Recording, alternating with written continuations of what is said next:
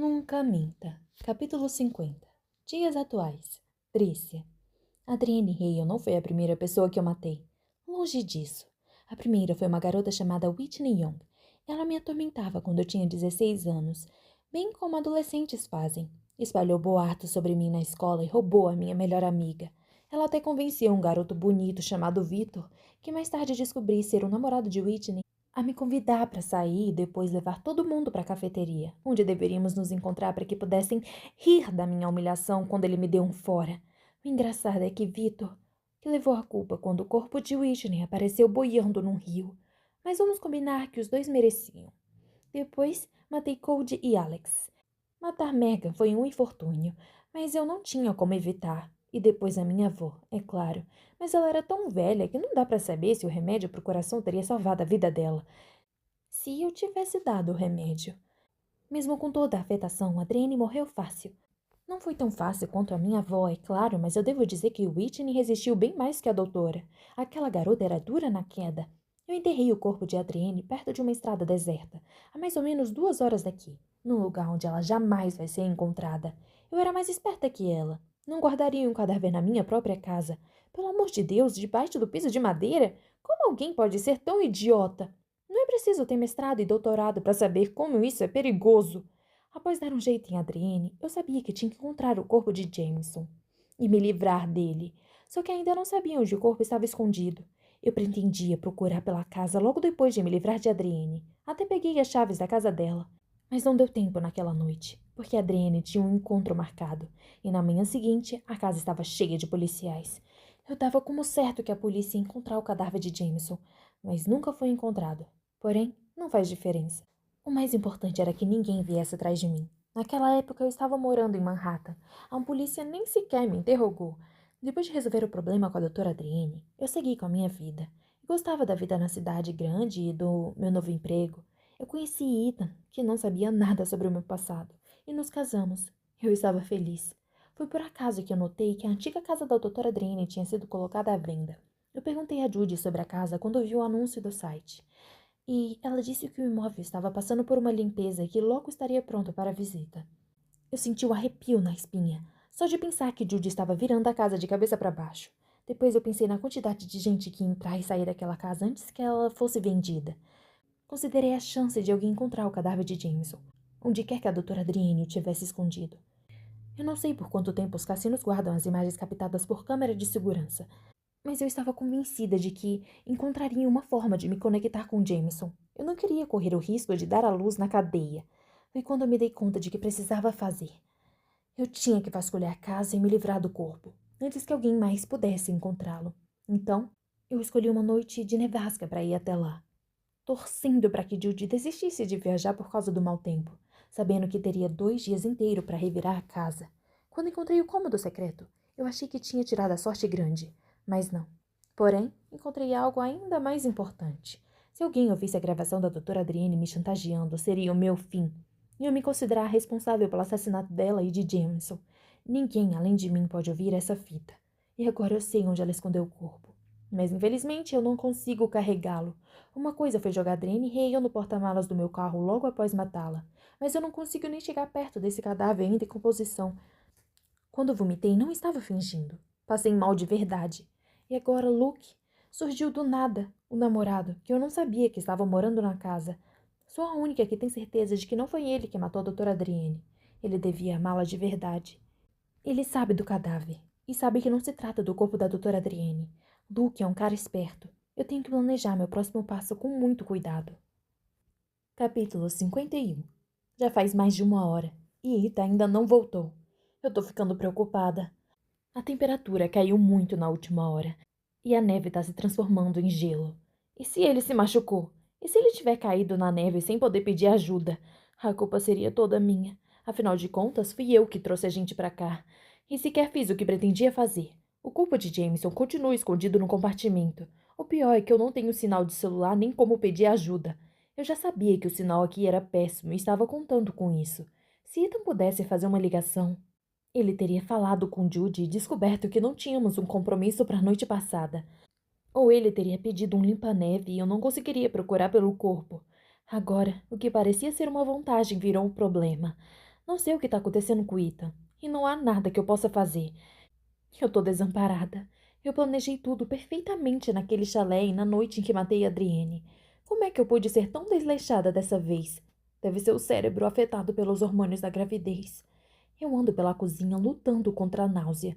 Eu não sei por que chamam isso de enjoo matinal se ele incomoda o tempo todo. O que eu vou fazer em relação a Ethan? E se ele nunca mais voltar? Talvez eu precise de Luke para me ajudar nessa situação. Mas eu não confio nele. Ele não matou a doutora Adrienne, mas o fato de se importar com ela o tornaria perigoso. Além disso, é esperto. Se descobrir o que eu fiz. Quando eu tô prestes a perder a cabeça, ouço uma batida na porta. Não sei se é Ethan ou se é a polícia me dizendo que houve um acidente terrível, mas de qualquer forma, é alguém. É melhor do que ficar presa aqui sem saber o que está acontecendo. Quase desmaio de alívio quando vejo o Ethan parado na porta, com um gorro preto cobrindo os cabelos dourados. Dou um abraço nele, que ri e me abraça também, mas eu não tô rindo. Eu tava preocupada. Enterro o rosto no casaco escuro dele, que tá um pouco úmido. Você demorou. Me desculpa, Trícia. Os braços dele parecem quentes e reconfortantes ao me envolver. Eu demorei mais do que imaginava. Era difícil andar na neve. O que aconteceu? Ele tira o celular do bolso. Eu consegui sinal pouco antes de chegar à estrada principal. Eu encontrei um número de uma empresa local de limpa-neve. Eles vão vir amanhã de manhã. De manhã? Exclamo. Pois é. Mas a nevasca afetou bastante a cidade. Até a estrada principal está horrível. Eu acho que não seria seguro sair com o carro hoje. Ele tem razão. Mas eu odeio a ideia de dormir aqui com um homem preso no andar de baixo. Mas sabe o que é mais estranho? Diz ele. O quê? Ele tira o gorro do seu cabelo, que está bagunçado do jeito mais sexy possível. Apesar de tudo, eu sinto um frêmito dentro de mim. A agenda da empresa de limpa-neve estava lotada quando eu falei com eles. Mas olha só, eles já tinham um horário reservado para vir aqui amanhã de manhã. Que estranho. Eu tô mentindo. Fui eu que liguei e reservei o limpa-neve para domingo de manhã. Fiz isso antes de sairmos de casa, sabendo que ficaríamos presos aqui. Eu tinha certeza de que nesse intervalo conseguiria encontrar o corpo e me livrar dele. Infelizmente, isso não aconteceu conforme o planejado. Ethan franze a testa. Você acha que foi Judy que pediu? Pouco provável, considerando que Judy nem sabe que estamos aqui. A chave extra que Ethan descobriu embaixo do vaso de planta era de Adrienne. Ah, é provável. De qualquer forma, alguém já pagou para eles virem aqui. Sim, paguei. Em dinheiro. Começo a roer a unha do polegar, mas paro em seguida. Como diz a minha mãe, roer as unhas é um hábito horrível. Você ligou para a polícia? Ele balança a cabeça e eu suspiro aliviada. Eu pensei em ligar amanhã de manhã. Ethan não faz ideia de que sua esposa é responsável pelo cadáver escondido no consultório. Tudo indica que não vamos sair daqui hoje à noite, mas pelo menos poderemos ir embora amanhã bem cedo. Felizmente, eu destruí a pior fita cassete de todas. Quanto ao cadáver, ainda não sei bem o que fazer, mas eu acho que vou encontrar uma solução. Eu sempre encontro. Capítulo 52. No jantar, comemos frios de novo, levemente aquecidos no micro-ondas. Não foi a melhor coisa que eu já comi, mas vamos embora amanhã de manhã. De noite, vamos comer em algum lugar legal. Precisamos comemorar a família que seremos em breve. Depois de comer, estávamos prestes a subir a escada quando ouvimos gritos vindo do consultório da doutora Adrienne. É Luke, que continua preso lá dentro. Embora a gente não tenha ido ver ele. E como ele estava... Oi! Tem alguém aí? Olhamos um para o outro. Ethan coloca a mão das minhas costas e me conduz para longe dali. Oi! É, eu tô com sede, eu posso tomar um pouco de água? Paro a poucos metros da porta. A gente podia dar um pouco de água para ele. O maxilar de Ethan se tensiona. Trice, ele não vai morrer. Ele vai sair amanhã de manhã e consegue aguentar até lá. Aham, mas a gente podia pelo menos levar um copo d'água para ele não ficar com sede. Você é muito boazinha. Quase dou risada da ironia da declaração dele. Fico feliz que pense assim. Eu só acho que seria uma boa ideia dar um pouco de água para ele. A gente pode dar o copo para ele e nem precisa desamarrar. Você acha uma boa ideia? Ele aponta com o polegar para a porta. A gente não sabe o que está rolando lá dentro. E se ele estiver com os braços soltos esperando para atacar assim que a gente abrir a porta? Eu não acho que isso seja verdade. Em primeiro lugar, a porta não está trancada. Se ele tivesse se soltado, poderia simplesmente sair da sala. Ele não precisa que a gente abra a porta. Eu acho que ele continua preso. Por favor! Um pouco de água, por favor! Torço as mãos. Isso tá me deixando desconfortável. Posso ter matado algumas pessoas, mas eu não torturei ninguém. Quer dizer, talvez um pouco. Mas todas fizeram por merecer. Eu não acho que Luke mereça ser torturado. Eu preciso mijar, acrescenta Luke. Ethan ri da minha cara. Quer ajudar o cara com isso também? Claro que não. Ethan chega perto da porta do consultório. Ele aproxima a boca da fresta e diz: Nada de água para você, e pode mijar aí na calça. Essa resposta dá início a uma série de palavrões que me deixa feliz por termos decidido não entrar no consultório. A pressão da mão de Ethan nas minhas costas aumenta, e eu deixo que ele me leve para longe da porta, em direção à escada. Não caia no papo desse cara. Ele não é uma pessoa boa. Ele matou a namorada. Matou uma das pessoas mais próximas que ele tinha. Como é que pode? Ethan não faz ideia de que o assassino da doutora Adrienne Hale não é Luke. E ele também não sabe que o corpo debaixo do piso de madeira não é da doutora Adrienne. Esse cara é mau. Ele não merece água. Aham. Você é muito boazinha. Subimos a escada até o andar de cima. Mais uma noite dormindo no quarto de Adrienne Hale. Embora ela tenha me chantageado e me ameaçado, eu me sinto culpada. Eu me sinto culpada por dormir na cama dela. Se existe alguém capaz de voltar como um fantasma furioso, esse alguém é a doutora Adrienne. Quando entro no quarto principal, tiro o lindo suéter branco de cachemira. Xingo baixinho quando noto, em uma das mangas, uma manchinha amarela de mostarda de quando colocamos nos sanduíches. Levo o suéter para o banheiro e coloco o tecido debaixo da água quente, esfregando para tirar a mancha. Mas a mancha não sai. Ela acabou penetrando no tecido. O suéter branco de cachemira imaculado está arruinado. Trícia, Ethan enfia a cabeça dentro do banheiro. O que você está fazendo? Tem uma mancha no suéter. Eu estou tentando limpar. Por que se incomodar com isso? Não é como se ela fosse usar o suéter de novo.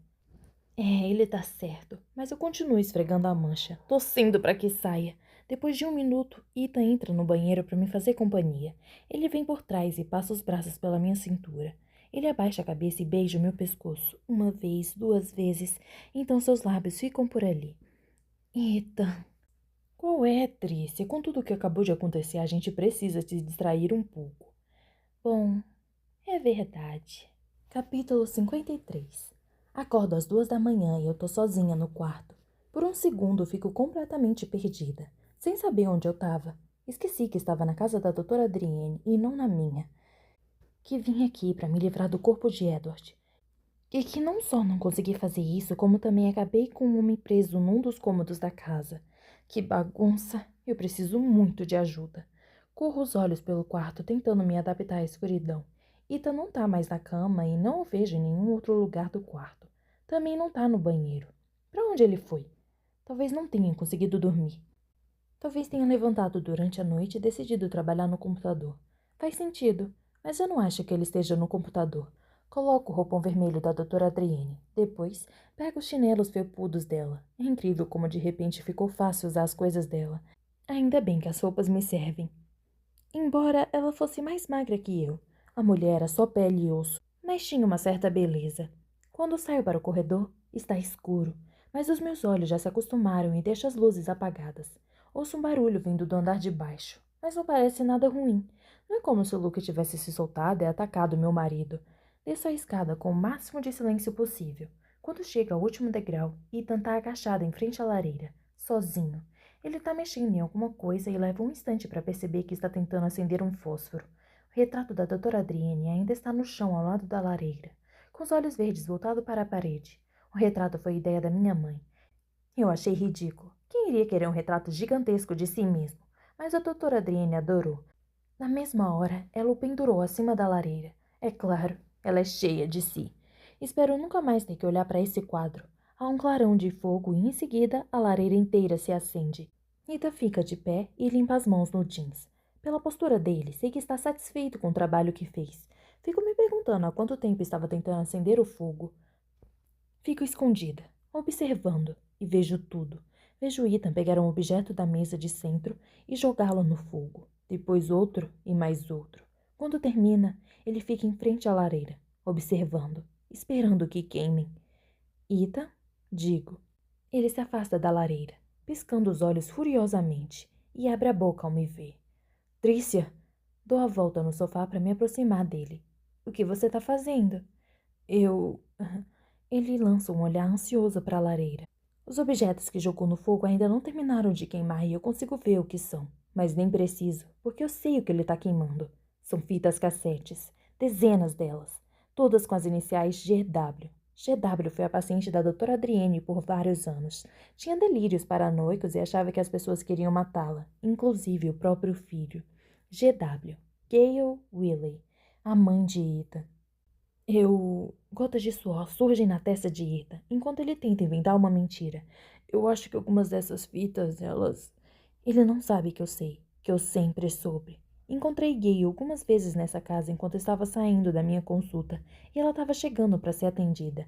Além de paranoica, ela era linguaruda, e me contou tudo sobre como achava que as pessoas próximas a ela estavam querendo matá-la.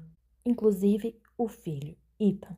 A doutora Adrienne diz que sou paranoica, mas ele tá com problemas financeiros. Ele pode usar a indenização do seguro e ele me odeia. Eu sei que odeia. Dei risada da história toda, ainda mais quando vi o belo Ethan levando o Gale para uma de suas consultas. Ninguém com aquela aparência poderia ser uma pessoa ruim. E que gentil da parte dele trazer a mãe para as sessões de terapia. É claro que ele não sabia o que a mãe falava com a terapeuta e certamente eu não sabia que as sessões eram gravadas. Pouco depois do desaparecimento da doutora Adrienne, minha mãe, que frequentava os mesmos ciclos sociais da mãe de Ethan, me contou a fofoca sobre a morte prematura de Gale. Ela caiu de um lance de escadas e quebrou o pescoço depois de beber demais, deixando para o filho, Ethan, o seguro que cobria tranquilamente as despesas da primeira startup fracassada dele. Preciso admitir que eu fiquei um pouquinho obcecada por Ethan depois disso.